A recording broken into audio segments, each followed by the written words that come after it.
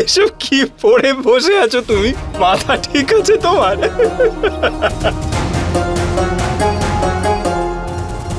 এক সেকেন্ড।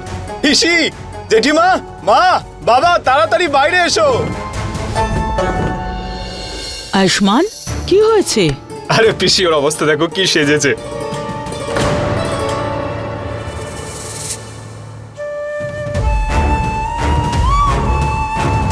আরে ওর আবার কি হয়েছে? এইভাবে কম্বল জড়িয়ে দাঁড়িয়ে আছে কেন? আরে তুমি আবার নিজেকে ঢেকে নিলে কেন? সবাইকে দেখতে দাও কেমন জোকার সেজেছো তুমি। ডাক্তারবাবু, আপনি এমন কেন বলছেন? যেতে দিন না, এরকম বলতে হবে না। আরে দূর, খোলো এটা, সরাও। এত লজ্জা পাওয়ার কি আছে? এই দেখো।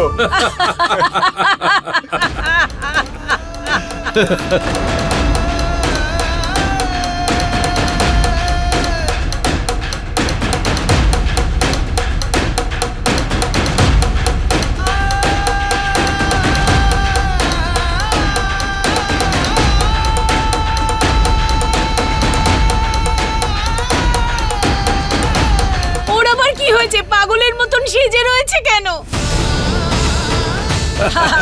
একে দেখে তো মনে হচ্ছে যে কোনো গ্রামের মেয়েকে জোর করে শহরের কাপড় পরানো হয়েছে। শুধু এইটুকুই দেখার ছিল এই বাড়িতে। আরে গয়না, তোমার এসব করার দরকার কি ছিল? এখন দেখো, তোমাকে দেখার পর আর কেউ হাসি থামাতে পারছে না।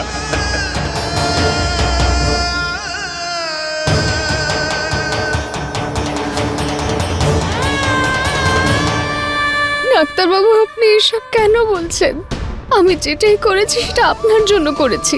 আপনারই তো শহরে চালচলন, শহরে আদব কায়দা, পোশাক পছন্দ, তাই জন্য আমি করেছি এরকম।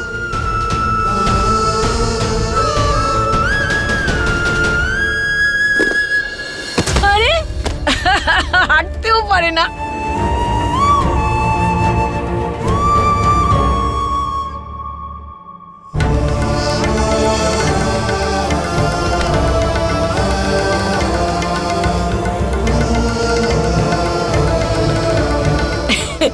হ্যাঁ হ্যাঁ, ওঠাও ওঠাও। কি গয়না? আরে এটা পরে হাঁটতে পারছো না তুমি, এক পাও হেঁটে আমার কাছে আসতে পারছো না, আর তুমি শহুরে হওয়ার চেষ্টা করছো। এইসব তোমার দ্বারাই হবে না। তোমার মাথায় কি বুদ্ধি শুদ্ধি নিয়ে এইসব করতে শুরু করেছো? হ্যাঁ, আয়ুষ, তুই গয়নার সঙ্গে কেমন ব্যবহার করছিস? ও যদি নিজে কিছু একটা নতুন করার চেষ্টা করে তোর জন্য, ও নিজেকে বদলানোর চেষ্টা করে, তাহলে ওর প্রশংসা না করে তুই সবার সামনে এখানে দাঁড়িয়ে দাঁড়িয়ে ওকে নিয়ে মজা করছিস। তাহলে কি ওর এই বোকামোতে সঙ্গ দেবো আমি?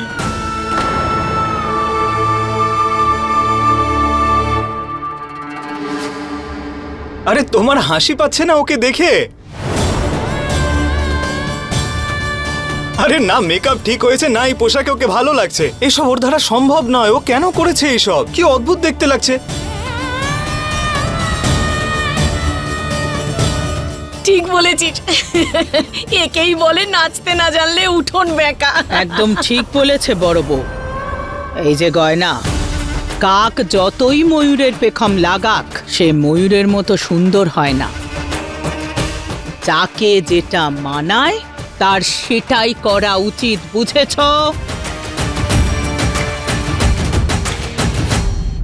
ওকে দেখে যেন মনে হচ্ছে ও আলিয়াকে নকল করার চেষ্টা করছে। একটা কথা মন দিয়ে শুনে নাও, আলিয়ার মতো পোশাক তুমি পরতে পারো, তুমি এই জন্মে কেন 7 জন্মেও আলিয়ার মতো হতে পারবে না। মাথায় ঢুকেছে কথাটা? আজ তো দারুণ মজা হলো। ঠিক সেভাবেই সবাই ওকে বিদ্রূপ করছে, যেমনটা আমি ভেবেছিলাম। গয়না, তোমার না এই বোকামোটা করা উচিত হয়নি। তোমার হাতে না ওই লাঙলই ঠিক আছে, ব্যাগ ভাল লাগছে না।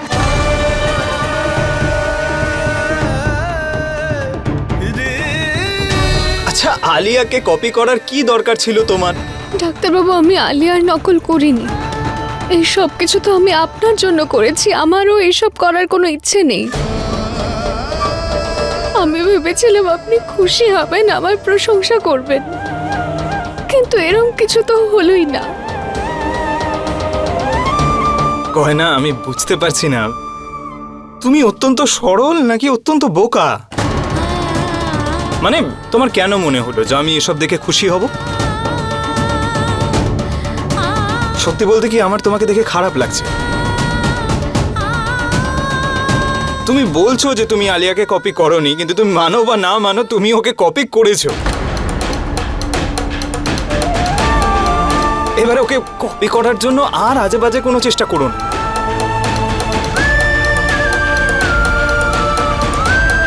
গয়না, আরে কি যে হয়েছে তোর?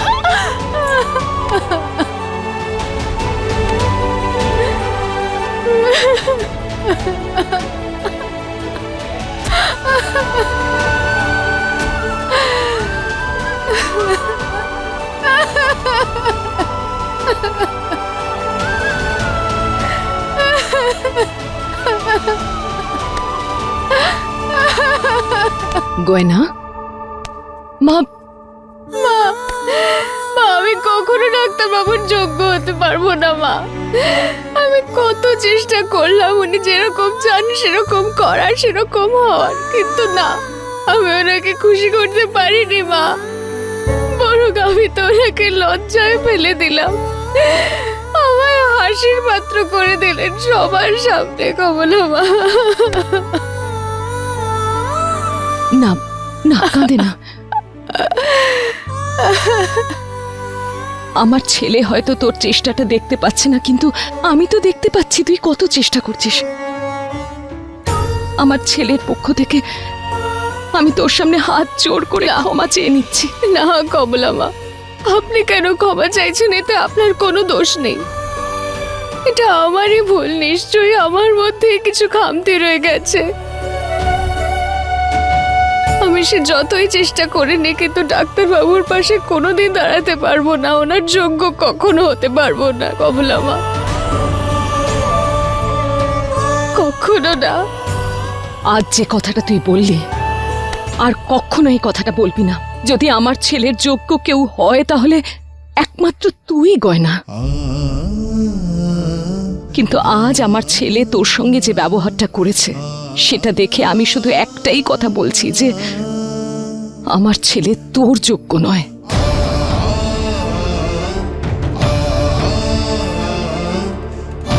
ও আমাকে হতাশ করে দিয়েছে আজ। চেষ্টা করেও আমি ওকে আটকাতে পারছি না।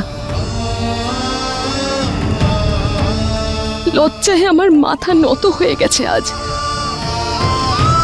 জানি না ও কেন বদলে গেছে।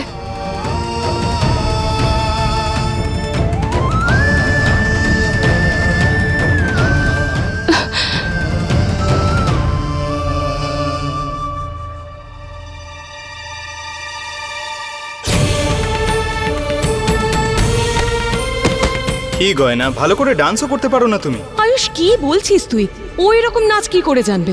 তুই জানিস না গ্রামে এরকম নাচ গান হয় না? ও হ্যাঁ, আমি তো ভুলেই গেছিলাম যে ও গ্রাম থেকে এসেছে। কিন্তু এতদিন তো শহরে রয়েছে, ওর তো শিখে নেওয়া উচিত ছিল।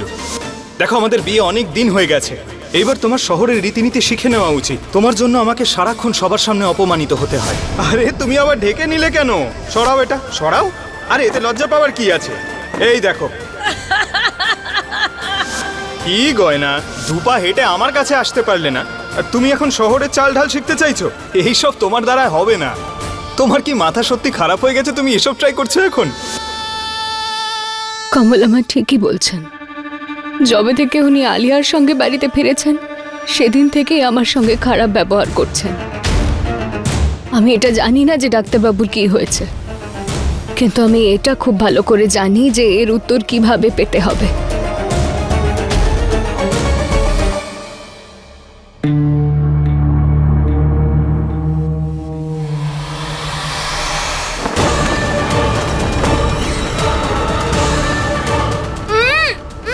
খোলো, কে তুমি? আমাকে এখানে কেন এনেছো?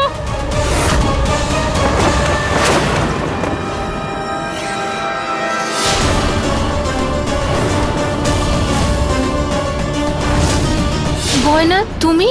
হ্যাঁ আমি। গয়না এই আউট হাউসে কেন তুমি আমাকে এনেছো? আর তুমি আমাকে বেঁধে রেখেছো কেন? খুলো না আমায়। খুলে দেবো আলিয়া, কিন্তু প্রথমে তোমায় আমার প্রশ্নের উত্তর দিতে হবে। বলো ডাক্তারবাবুর সঙ্গে তুমি কি করেছো? গয়না তুমি এসব কি কথা বলছো? আয়ুষ্মান আমার বন্ধু, ওর সঙ্গে আমি কেন এসব করব? দেখো আলিয়া, উনি আমার স্বামী হন, তাই আমাকে মিথ্যে বলার চেষ্টা করে কোনো লাভ হবে না। বিষয়টা ওনার হলে আমি যে কোনো সীমা অতিক্রম করব। যখন থেকে দরজা ভেঙেছে তোমার সঙ্গে ডাক্তারবাবু এই বাড়িতে এসেছে, একদম বদলে গেছে, অচেনা লাগছে ওনাকে। আমি জানি যে এই সবকিছু পিছনে তোমার হাত আছে, কিন্তু এইবার আমি আর সহ্য করব না। আমি দেখেছিলাম তোমাকে, আমার আর ডাক্তারবাবুর ছবি পুড়িয়ে তুমি কোনো নোংরা তুকতাক করছিলে। আলিয়া, উত্তর দিতে হবে তোমাকে। বলো তুমি কি করেছো ডাক্তারবাবুর সঙ্গে, উত্তর দাও। গয়না তুমি এসব কি কথা বলছো? আমি কেন এসব করব? আরে আমি চাইলে চিৎকার করে এখানে সবাইকে ডেকে নিতে পারি, কিন্তু আমি এটা করব না, কারণ আমি চাই না যে তোমার উপর কেউ কোনো রকম দোষারোপ করুক। এই ব্যাপারটা তোমাকে বুঝতেই হবে যে হতে পারে যে আয়ুষ্মান এটা বুঝতে পেরে গেছে যে তোমরা দুজন একে অপরের থেকে একেবারে আলাদা। ও হলো একজন শহরের ছেলে আর তুমি একটা গ্রামের মেয়ে। তোমাদের দুজনের মধ্যে কোনো মিলই নেই, সেই জন্য তোমাদের দুজনের মধ্যে এত ঝামেলা হচ্ছে। আমি সত্যিই চাই যে তোমরা দুজন যেন একসাথে থাকো আর তোমাদের দুজনের মধ্যে যেন সবকিছু ঠিক থাকে, সত্যি।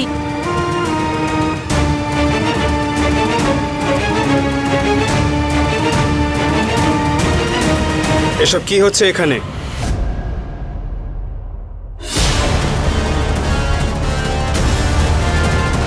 আয়ুষ্মান, তুমি এখানে? হ্যাঁ, আমি বাইরে থেকে তোমার আওয়াজ শুনলাম তো এখানে এলাম। আর আর গয়না, তুমি আলিয়াকে বেঁধে রেখেছো কেন? হ্যাঁ আয়ুষ্মান, এতে গয়নার কোনো দোষ নেই। মিথ্যে বলছো তুমি। কেন বেঁধে রেখেছে গয়না তোমাকে? আসলে গয়নার মনে হয় যে যবে থেকে দরজাটা ভেঙেছে আর আমরা একসাথে বাড়িতে এসেছি, তখন থেকে তুমি ওর সঙ্গে অন্যরকম ব্যবহার করছো। আর তার কারণ হলো আমি কোনো তুকতাক করেছি তোমার উপর।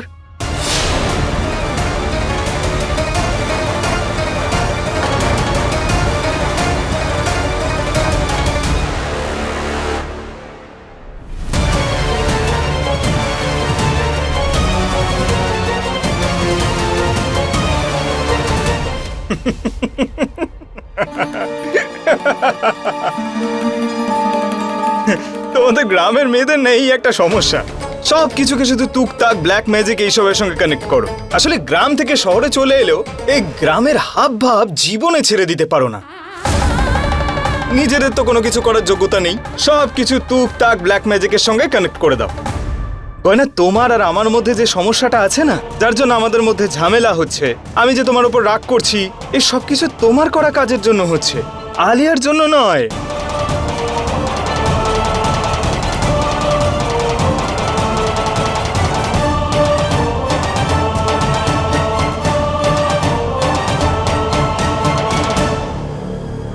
কিন্তু আজ তুমি আবার নিজের সীমা অতিক্রম করেছো। তবে প্রত্যেকবার আমি এই জিনিসগুলোকে হেসে উড়িয়ে দেব না।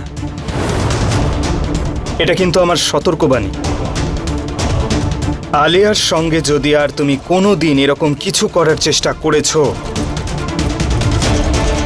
তাহলে আমার থেকে খারাপ কিন্তু কেউ হবে না।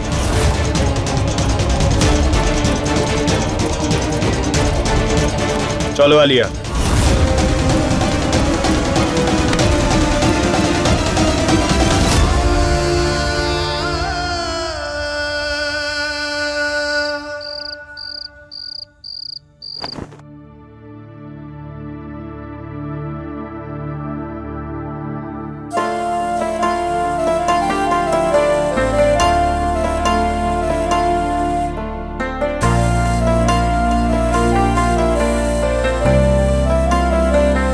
আমি বুঝতে পারছি না গয়না, তুমি বোকার হদ্দ নাকি সহজ সরল? তোমার কেন মনে হলো আমি এগুলো দেখে খুশি হব? আমার না সত্যিই তোমাকে দেখে মায়া হচ্ছে। তুমি বলছো যে তুমি আলিয়াকে নকল করছো না, কিন্তু তুমি মানো বা না মানো তুমি ওকে নকল করছিলে। এইবার ওকে নকল করার জন্য আর আজে বাজে কোনো কাজ করো না প্লিজ।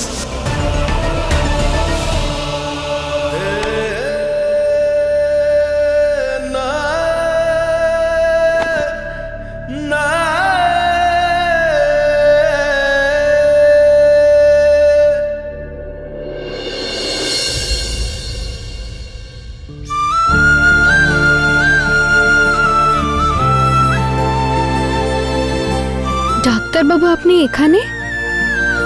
গয়না, আমি অনেক বড় ভুল করে ফেলেছি। আজ আমি তোমার সঙ্গে অনেক খারাপ ব্যবহার করেছি। সবার সামনে তোমাকে নিয়ে মজা করেছি, আলিয়ার সঙ্গ দিয়েছি। কিছুক্ষণের জন্য ভুলে গেছিলাম যে তোমার প্রতি আমার একটা দায়িত্ব রয়েছে। আমি জানি তুমি যাই করবে সেটা আমার ভালোর জন্যই করবে, তবুও আমি তোমাকে নিয়ে মজা করেছি। আমাকে ক্ষমা করে দিও। না ডাক্তারবাবু, আপনি কেন ক্ষমা চাইছেন? আমি জানতাম যে আপনার রাগ ঠিক শান্ত হয়ে যাবে, আপনি বুঝতে পারবেন। আমাকে তো আমার গয়নার কাছে ফিরতেই হতো। বেশি দিন কি আমি তোমার থেকে দূরে থাকতে পারি?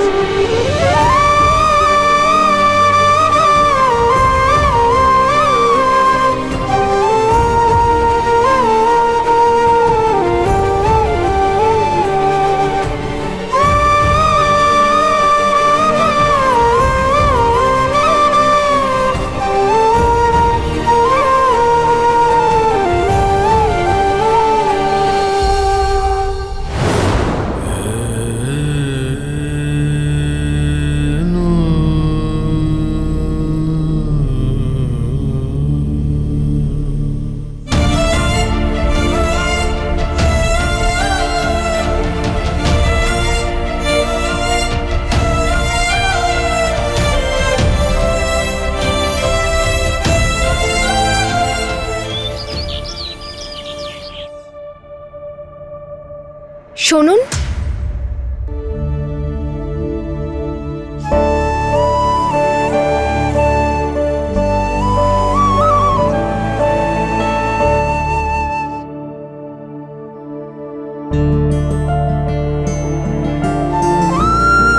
ওই ডাক্তারবাবু, আমাদের প্রথম মকর সংক্রান্তি আর আপনি এক রকমের পোশাক পরতে চাইছিলেন না, তাই আমি এটা আপনার জন্য অন্য পোশাক আনিয়েছি। আপনি স্নান করে এটা পরে নেবেন। আয়ুষ্মান,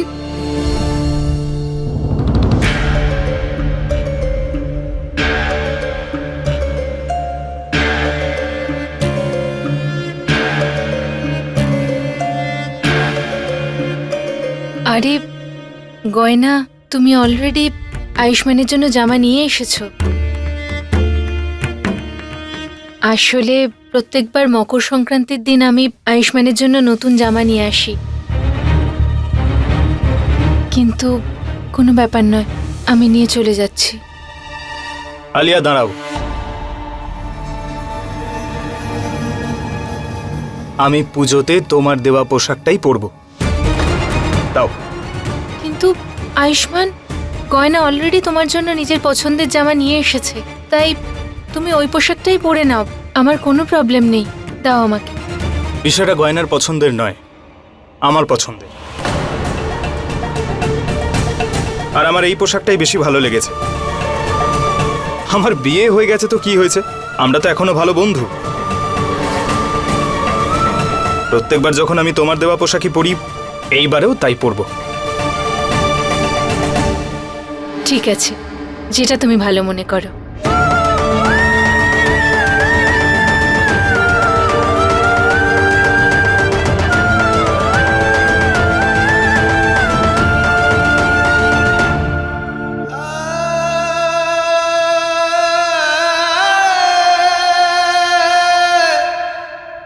হঠাৎ ডাক্তারবাবুর কি হয়েছে?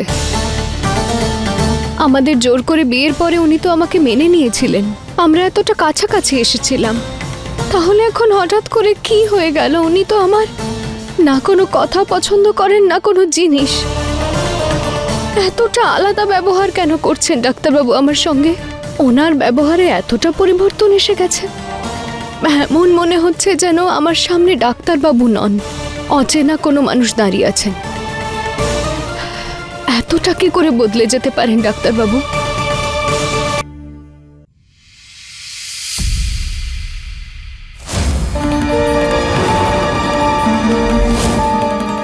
ডাক্তারবাবু আমার দেওয়া পোশাকটাই পরেছেন? হে ভোলানাথ, আপনাকে অসংখ্য ধন্যবাদ।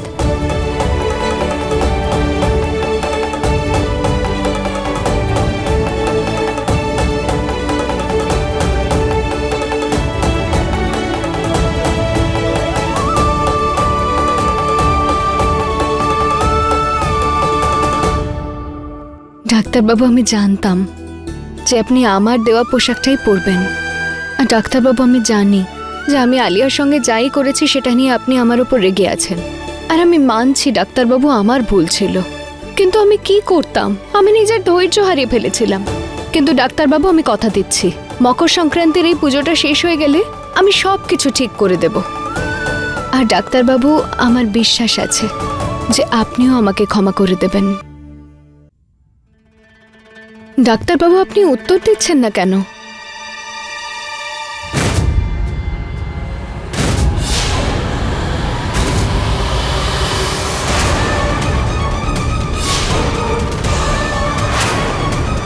ডাক্তারবাবুর পোশাক পরে এই পুতুলটা কোথা থেকে এলো? আর ডাক্তারবাবু কোথায়?